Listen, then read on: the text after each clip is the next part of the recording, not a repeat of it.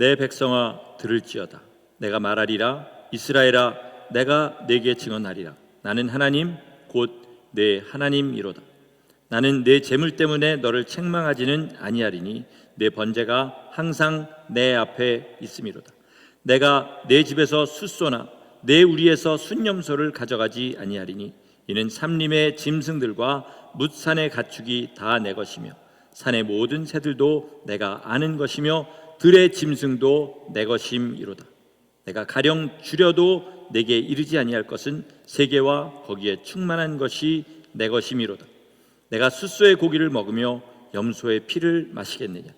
감사로 하나님께 제사를 드리며 지존하신 이에게 내 서원을 갚으며 환난 날에 나를 부르라. 내가 너를 건지리니 내가 나를 영화롭게 하리로다. 아멘. 아멘. 오늘 이 말씀을 가지고 감사 없는 구원은 없다라는 제목으로 주의 말씀을 나누려고 합니다. 오늘 내용을 설교하기 전에 제가 지난주일 설교에 마귀는 예수님의 이름으로 쫓아내도 나가지 않는다 이렇게 말씀을 드렸는데 여기에 대해서 좀 질문하신 분이 있었어요. 잘 설명을 해드렸더니 쉽게 이해를 했는데 자기 말고도 이런 생각을 가진 사람이 분명히 있을 거다. 그러니까 예배하기 전에 설명을 해주시면 좋겠다라고 이야기를 해서 거기에 대한 말씀을 좀 잠시 드리도록 하겠습니다. 그분의 이야기를 들어보니까 그렇게 생각한 이유는 마귀와 귀신을 같은 존재로 인식하는 데서 온 것이었습니다. 성경은 마귀와 귀신을 분명하게 구별하고 있습니다. 마귀는 뭐냐면 단수입니다. 여럿이 아니라 딱 한 존재를 얘기하는 거예요. 누구냐면 하나님을 대적하고 천사장의 주의를 떠난 타락한 천사들의 우두머리 루시엘, 지금 루시퍼라고 불리는 그 존재를 이야기하는 겁니다. 처음부터 하나님을 대적하고 시작한 존재이기 때문에 하나님을 두려워하지 않아요. 당연히 예수님의 이름도 두려워하지 않습니다. 그래서 예수님이 이 땅에 오셨을 때 마귀는 예수님 앞에 당당하게 나가서 심지어 그를 시험했습니다. 성도가 마귀를 이기는 방법은 요한계시록 12장 11절에 딱 한 번 나옵니다. 그것은 뭐냐면 또 우리 형제들이 어린 양의 피와 자기들이 증언하는 말씀으로써 그를 이겼으니 그들은 죽기까지 자기들의 생명을 아끼지 아니하였도다. 어린 양의 피로 이겼다는 것은 예수님의 피로 명하노니 마귀는 물러갈지어다 이런 뜻이 아닙니다. 계시록 12장 10절 이 전절에 보면 마귀를 누구라고 설명하냐면 하나님 앞에서 밤낮 우리 형제들을 참소하던 자. 참소란 말을 요즘 말로 바꾸면 고소하던 자 이런 뜻입니다. 뭘 갖고 고소하냐면 우리의 죄를 가지고 고소하는 거예요. 저 사람 이런 죄를 지었지 않습니까? 당연히 저 사람은 멸망할 자입니다. 하나님 앞에 계속 그렇게 고소하는 것이죠. 이걸 어떻게 이깁니까? 그가 고소하는 죄를 예수님의 피로 씻음으로 이깁니다. 아멘이십니까? 그러니까 그가 고소할 거리를 없애버림으로 말미암아 그의 참소를 이기는 것을 말하는 것입니다. 또 말씀을 증언함으로 그를 이겼다는 것은 예수님께서 이 땅에서 마귀에게 3번 시험을 당하실 때 그것을 다 뭘로 이기셨습니까? 하나님의 말씀으로 이기셨어요. 쓸데없는 소리 하지 말고 저리 비켜라 하지 않으시고 이 돌들로 떡덩이가 되게 하라 했을 때 기록된 바 사람이 떡으로만 살 것이 아니요 하나님의 입으로 나오는 모든 말씀으로 살 것이니라. 신명기에 나오는 그 말씀으로 이기셨습니다. 나머지 2 시험도 그렇게 이기신 것처럼 우리도 마귀가 우리를 시험할 때, 마귀가 우리를 공격할 때 하나님의 말씀을 가지고 그것을 이겨나가면 된다는 것입니다. 그런데 귀신은 성경에 보면 마귀와는 전혀 다릅니다. 마귀는 예수님 앞에 당당히 나타났지만 귀신은 어떻게 했습니까? 예수님이 저쪽에서 나타나시기만 해도 벌벌 떨면서 제발 나를 여기서 쫓아내시지 말아달라 그렇게 간절히 부탁을 했습니다. 그렇다 할지라도 주님께서 나가라 그러시면 아무 말 하지 못하고 나갔습니다. 우리 성도에게도 예수님의 이름을 주셔서 귀신을 쫓아낼 수 있도록 하셨습니다. 마가복음 16장 17절 이하에 보면은 믿는 자에게는 이런 표적이 따르리니 하고 그 다음 얘기가 쫙 나오는데 그 중에 하나가 뭐냐면 내 이름으로 귀신을 쫓아내고 그래서 사도행전에 보면 바울이 내가 예수 이름으로 명하노니 귀신아 나오라 했을 때 귀신이 나오는 것을 볼 수 있었어요. 근데 여기는 분명히 전제가 있습니다. 믿는 자에게는 이런 표적이 따르리니. 믿는다고 주장하는 자가 아니라 진짜 믿는 자, 주님 뜻대로 사는 자, 그런 사람이 귀신을 쫓아낼 때 귀신이 나갑니다.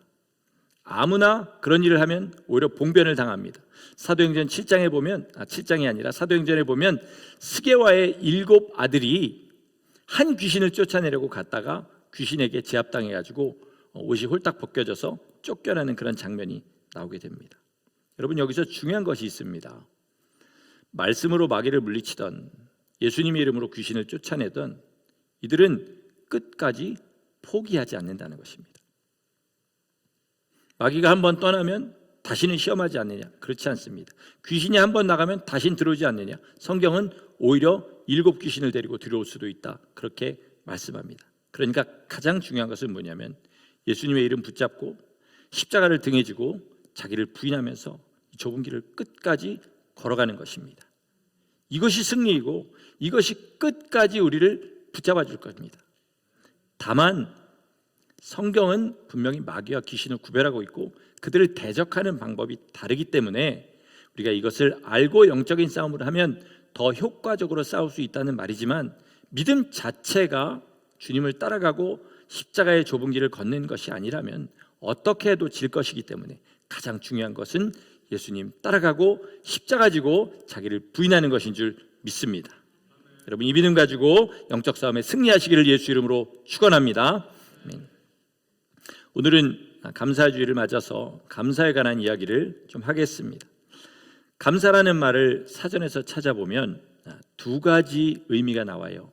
첫째는 고마워하는 마음, 이렇게 나오고요.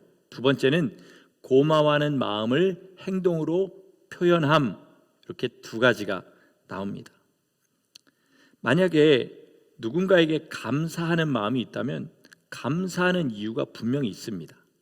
그렇지 않습니까? 제가 만약에 성도님 중에 어떤 분한테 찾아가서 성도님 감사합니다 이러면 분명히 그분은 저에게 물을 거예요. 무슨 말씀이십니까? 그럴 때 제가 적당한 대답을 하지 않고 그냥 모든 게 다 감사합니다 이렇게 이야기하면 아마 그분은 저를 굉장히 싱거운 사람 취급을 하든지 아니면 심지어 기분이 나빠질 수도 있을 겁니다. 오늘 말씀의 제목이 감사 없는 구원은 없다인데, 다른 말로 하면 정말 구원받은 사람은 반드시 하나님께 감사하는 마음이 충만하다는 뜻입니다. 여러분, 감사가 내 안에 있는지를 항상 살펴봐야 됩니다. 우리가 하나님 앞에 감사할 조건은 참 많습니다. 그러나 그 모든 것을 다 제쳐두고 하나님께서 그 아들을 이 땅에 보내셔서 나를 위해서 그 모진 고난 당하게 하시고 나를 구원하신 그 은혜, 이거보다 더 큰 감사의 제목은 없는 줄로 믿습니다. 사람은 자기가 받은 것의 가치를 느끼는 만큼, 정말 그것이 내 마음속에 감사하는 만큼 그 감사를 표현하게 되어 있습니다. 물론 하나님께서 우리에게 건강 주신 거 감사해야 됩니다. 또 우리에게 입을 것을 주시고 먹을 것을 주시고 쓸 것을 풍성히 주시는 거 감사해야 됩니다. 하지만 건강은 어느 날 가져가시는 날이 있습니다. 우리가 병에 걸릴 수도 있고, 그리고 모든 사람이 아무리 건강하게 살아도 나중에는 다 죽습니다. 그때는 그것들을 가져가시는 날인 거죠. 또 먹을 것과 입을 것과 쓸 것을 주실 때에 예수님은 그것을 뭐라고 하셨냐면 공중에 나는 새도 먹이신다, 들에 핀 백합화도 입히신다. 하물며 너희일까 보냐, 이 믿음이 없는 자들아. 그러므로 너희는 이것들을 구하지 말고 먼저 그 나라와 그 의를 구하라, 이렇게 말씀하셨습니다. 그러니까 주님께서 건강과 물질 같은 것은요, 말씀 한마디면 얼마든지 우리에게 넘치도록 주실 수 있는 겁니다. 하지만 우리를 구원하시기 위해서는 하나님의 말씀이 육신을 입고 이 땅에 오셔서 십자가의 모진 고난을 다 당하시고 우리의 죄를 다 덮어 쓰시고 그 고통스러운 일을 당하셔서 우리에게 구원을 주셨습니다. 그러므로 하나님께서 가장 큰 값을 치르신 그 구원에 대해서 감사하는 마음이 없다. 그 이유는 내가 구원받지 못했기 때문에, 또는 내가 구원을 알지만 지금은 구원으로부터 멀리 떨어져 있기 때문에 이것밖에는 없다는 것입니다. 내가 지금 정말 구원받아서 구원의 은혜를 누리고 있는 사람이라면 반드시 그 심령 가운데 감사가 있습니다. 근데 처음에 감사의 사전적 의미에서 본 것처럼 감사하는 마음이 있으면 그 감사를 반드시 표현하게 되어 있습니다. 그 감사의 표현은 감사한 만큼 나오게 됩니다. 그리고 큰 감사는 반드시 자기가 귀하게 여기는 것, 그리고 감사의 대상이 기쁘게 받으실 것을 가지고 표현하게 되어 있습니다. 구약 시대에는 하나님께서 정하신 감사의 방법이 있었어요. 그리고 그 정하신 것이 사람마다 다 똑같은 것이 아니라 형편에 따라 달랐습니다. 그래서 가난한 사람은 고운 곡식의 가루로 감사할 수 있었고요, 솔로몬 같은 그런 재물이 많은 사람은 한꺼번에 1,000마리의 소를 잡아서 감사를 표현하기도 했습니다. 그런데 지금 신약 시대에서 예수님께서 우리에게 요구하시는 감사는 그것들과는 전혀 다릅니다. 왜냐하면 하나님이 주신 게 다르잖아요. 그렇지 않습니까? 우리 신약의 성도들은 예수님을 받았습니다. 문자 그대로 예수님의 전부를 받았어요. 그분이 자기의 육신의 목숨을 십자가에서 피를 다 흘려가며 우리에게 주셨고요, 그리고 우리의 모든 그 더러운 죄를 잔에 담아가지고 그것을 그 영혼으로 마시셔서 뒤집어 쓰셔서 그 역하고 더러운 것들을 감당하심으로 우리에게 구원을 주셨습니다. 그러니까 우리는 예수님의 전부를 받았어요. 예수님은 우리에게 뭘 요구하실까요? 내 전부를 내게 다오. 우리 하나님이 우리에게 원하시는 감사의 예물은 뭐냐면 우리의 삶의 전부인 줄 믿으시기 바랍니다. 그것을 바울 사도는 고린도전서 10장 31절에서 이렇게 얘기합니다. 먹든지 마시든지 무엇을 하든지 다 주의 영광을 위해서라. 아멘이십니까? 우리 성도는요, 하나님께서 금하신 직업만 아니라면 어떤 직업을 가져도 상관없습니다. 그런데 분명한 것은 뭐냐면 어떤 일을 하든지 그 일을 하는 이유가 하나님의 영광 때문에 해야 됩니다. 이게 아니라면 그 성도는 시작부터 잘못된 믿음을 가지고 있는 것입니다. 그러면 어떻게 우리가 하나님께 영광을 돌려서 우리가 구원받은 감사를 항상 삶으로 표현하느냐? 두 가지가 있습니다. 하나는 복음을 전하는 겁니다. 하나님께 영광을 돌린다는 것을 이 시대의 많은 그리스도인들은 뭐라고 생각하냐면 내가 세상에서 잘 되어서 사람들이 나를 부러워하는 것, 이렇게 생각하시는 분들이 많습니다. 그렇다면 사도행전에 나오는 스데반 집사 같은 사람은 도대체 어떻게 된 겁니까? 세상 사람들이 그를 부러워하겠습니까? 복음을 전하다가 젊은 나이에 죽었습니다. 그것도 그냥 죽은 것이 아니라 돌에 맞아서. 여러분, 돌에 한 대 맞으면 그냥 죽는 게 아니에요. 죽을 때까지 계속해서 돌로 맞는 것입니다. 그렇게 죽었어요. 누가 세상에서 이걸 영광이라고 생각하고 부러워하겠습니까? 하지만 우리 주님의 입장은 전혀 달랐습니다. 예수님께서 스데반이 그렇게 고백할 때에 보좌에서 일어나셔서 스데반 집사를 맞아주셨어요. 우리가 죽을 때 주님께서 과연 일어나셔서 우리를 맞아주실까? 이 시간에 한번 생각해 보시기를 바랍니다. 우리 자식이 열심히 공부해서 전교 1등을 하면 그게 하나님께 영광이 될까요? 내가 사업을 해서 돈을 많이 벌고 좋은 차 타고 다니고 좋은 집에 살고 좋은 옷 입고 다니면 그게 하나님께 영광이 되겠습니까? 성경은 분명히 이렇게 합니다. 예수 그리스도는 하나님의 영광의 광채시다. 하나님께 영광을 돌리는 길은 오직 예수님을 나타내는 길밖에 없는 줄 믿으셔야 됩니다. 하나님께 영광을 돌리려면 우리가 반드시 예수 그리스도의 증인이 됩니다. 어디에 이 말이 나오느냐? 빌립보서 2장 10절 11절에 나옵니다. 한번 우리 같이 한번 보시겠습니다. 모든 무릎을 예수의 이름에 꿇게 하시고 모든 입으로 예수 그리스도를 주라 시인하여 하나님 아버지께 영광을 돌리게 하셨느니라. 그렇습니다. 하나님께서 가장 큰 영광을 받을 때는 언제냐?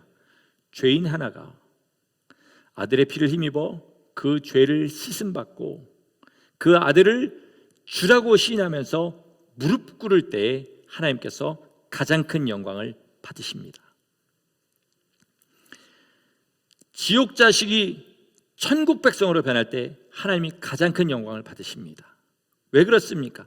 하나님께서 가장 큰 공을 들이신 일, 당신의 전부를 바치셔서 이루신 일이기 때문에 그 구원의 역사가 한 사람 한 사람에게 이루어질 때 하나님은 그것으로 말미암아 영광을 받으시는 것입니다.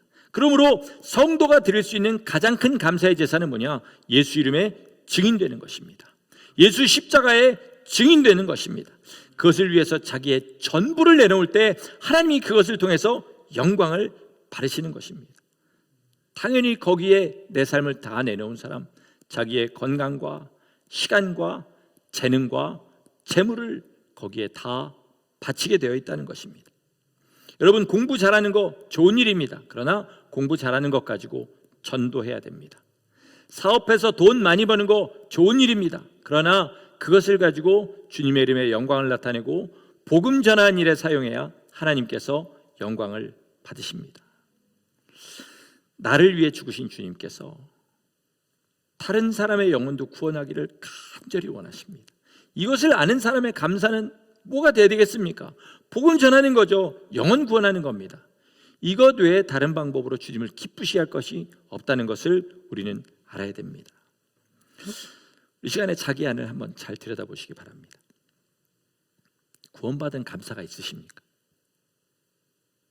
하나님께서 나 같은 죄인을 구원하신 감사가 있으십니까? 제가 세상에서 아주 사람을 비하하는 말로 요즘 쓰이는 말로 저를 표현하겠습니다. 나 같은 찌질한 죄인, 괴수라고 부르기에도 사실 좀 부끄럽습니다. 찌질한 인간이죠. 나 같은 찌질한 사람을 하나님께서 그 아들의 피로 구원하셨다는 이 사실이 정말로 감사하십니까? 그게 감사하시다면 전도하셔야 돼요. 나만 구원하시려고 십자가에 달려 돌아가신 것이 아니잖아요. 그렇기 때문에 온 힘을 다해서 예수님의 복음 증거하는 그런 성도 되시기를 예수 이름으로 축원합니다. 아멘. 그런데 이렇게 복음을 전하는 것만으로는 감사가 되지 않는 경우가 있습니다. 오늘 본문에 16절을 보면 이런 말이 있어요. 한번 보시겠습니다. 악인에게는 하나님이 이르시되 내가 어찌하여 내 율례를 전하며 내 언약을 내 입에 두느냐. 무슨 말입니까? 하나님의 말씀을 전하는 사람도 악인일 수 있다는 거예요.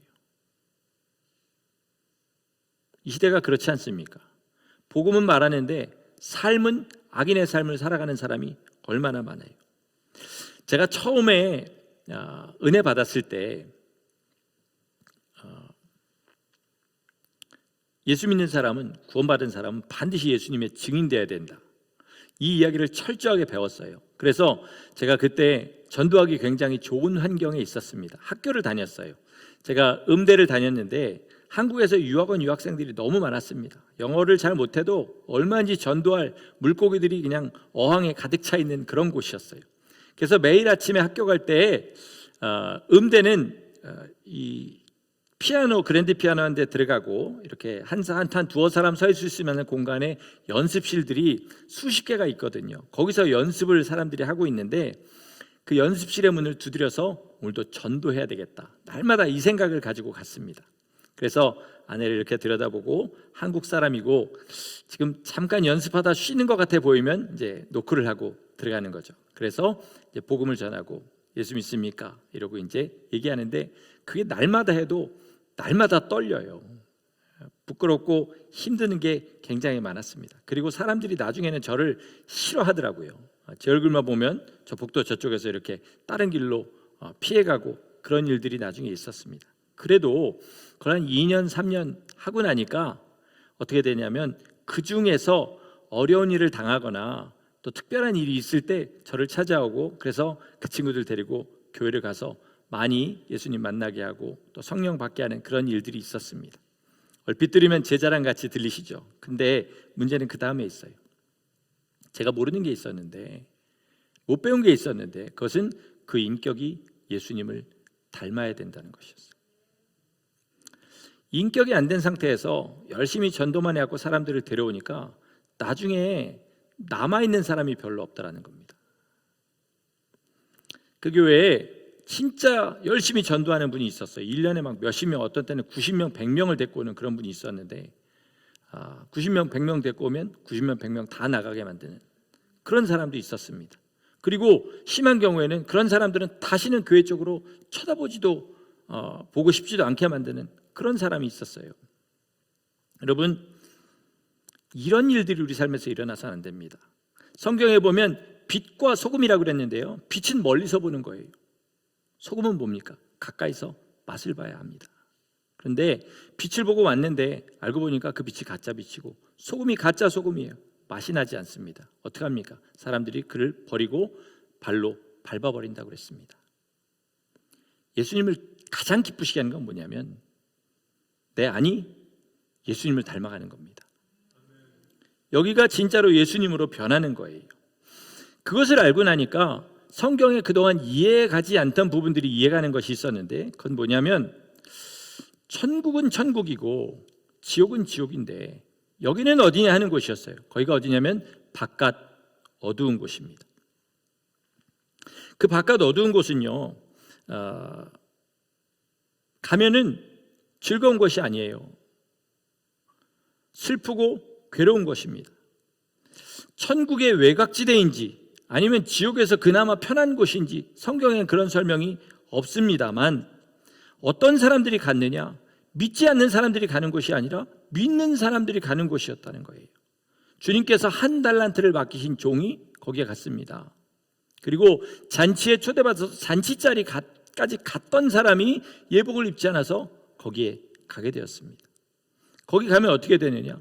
영원히 수족을 결박당합니다. 그리고 지옥의 불에 그 뜨거움은 없지만 영원히 슬피 울며 이를 가는 곳이다. 주님께서는 그렇게 얘기하십니다.